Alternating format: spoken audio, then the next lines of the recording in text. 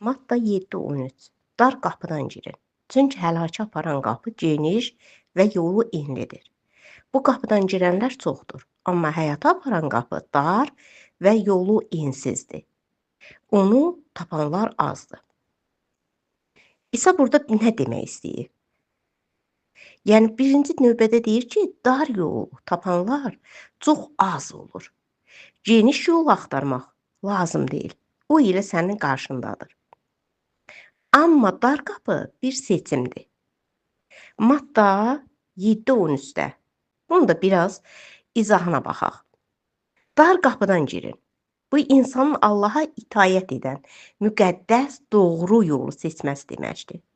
İsa burada iki yol göstərir. Geniş qapı, enli yol.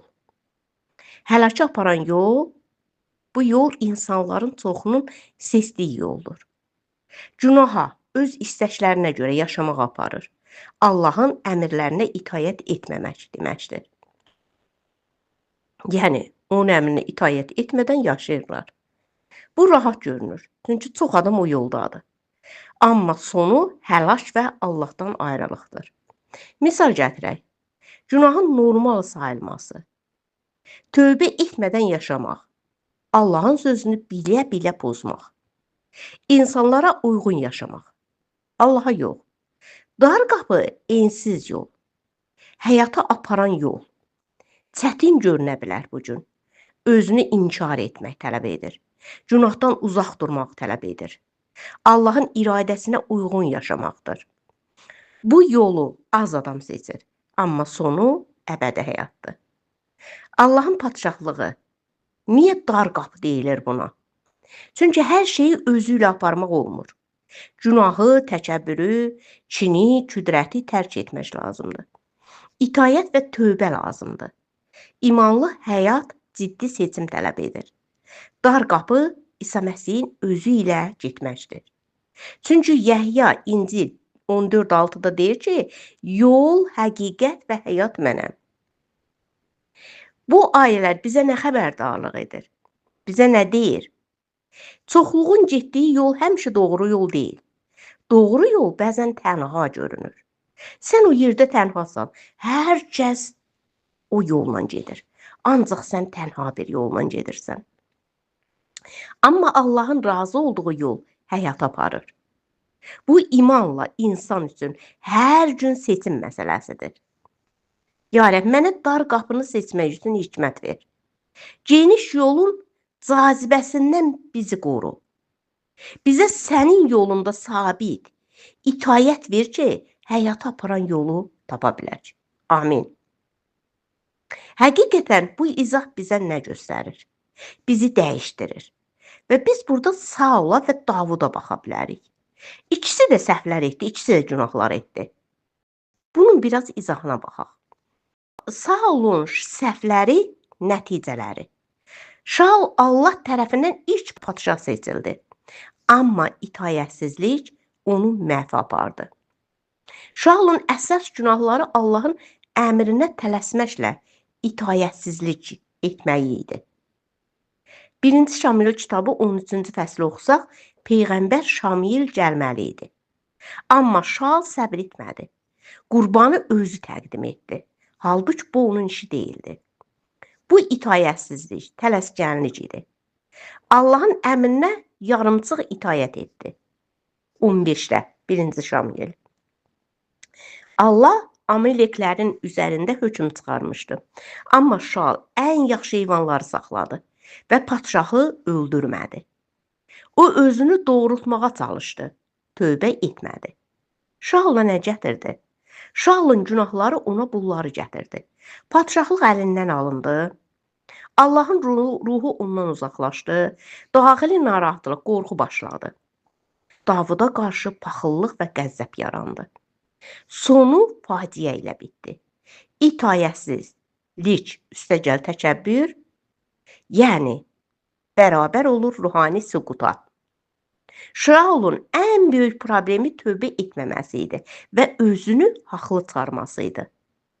Davudun səhvləri və nəticələri indi bunlara baxaq. Davud Allahın ürəyinə uyğun insan adlandırılırdı. Amma o da ağır günah etdi. Davudun əsas günahları. Zina və adam öldürmə.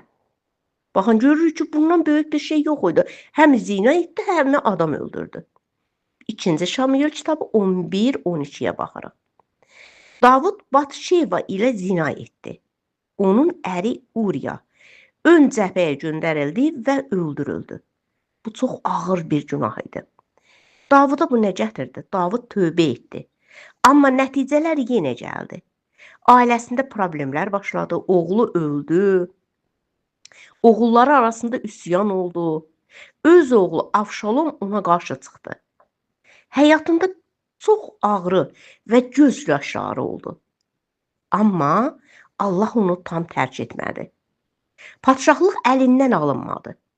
Allahla münasibəti bərpa oldu. Çünki Davud səmimi tövbə etdi. Biz 51-ə baxarıq. Zəbur. Davudun tövbə duası. Şaul və Davud arasındakı ən böyük fərq. Şaul və Davud günah etdi. O da günah etdi. Özünü doğrultdu. Günahını etiraf etdi. Tövbəsi səmimi olmadı. Səmimi tövbə etdi. Allahdan uzaqlaşdı. Allaha qayıtdı. Sonu faciə oldu. Bağışlandı. Amma nəticə yaşadı. Günahın mütləq nəticəsi olur. Amma tövbə edən insan üçün ümid var. Təkəbbür insanı məhv edir. Səmimi tövbə insanı xilas edir. Amma Allah mükəmməl insan axtarmır. Tövbə edən ürək axtarır. Bəzən günaha elə-belə baxırıq. Dilimizdən çıxan söz, davranış. Bunlar Rəbbin gözünün qarşısındadır. Davud tövbə etdi. Oğulları tərəfindən imtihana düşdü.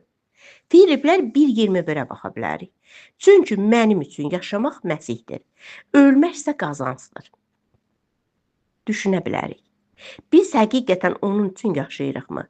Günahdan uzaq bir həyatımız mı var? Dürüst olmalıyıq. Çünki Rəbb onsuz da bizi bilir. Onun heç bir gözünün qarşısından qaça bilməzsən. Onun gözləri hər yerdədir. İsa burada dedi ki, bir yerdə, get nəyin varsa sat. Sən deyirsən, yox olmaz. O sənin ürəyi bilirdi, onu sənə dedi. Onun hər kəsə deməz. O bilirdi ki, sən pula bağlı bir insansan və ona görə dedi, get sat. Pul istəyi, pul bağlılığı səni gündən günə faciəyə aparacaq. Qürurun olmadığının qərarını verməlisən. Pislikdən uzaq olmanın qərarını verməlisən. Dar yol tapdıqca birilərinin xoşuna gəlmirsən. Ancaq sən insanlara xoş gəlmək üçün gəlməmisən. Gözəl yolda, bu geniş yolda gözəl görünə bilər, ancaq sənə heç bir vaxt xeyirda gətirmir. Bugün hər şeyi yolunda görə bilərsən, ancaq sonu ölümdür. Gəlin dar yola gedək, orada həyat var. Amin, amin, amin.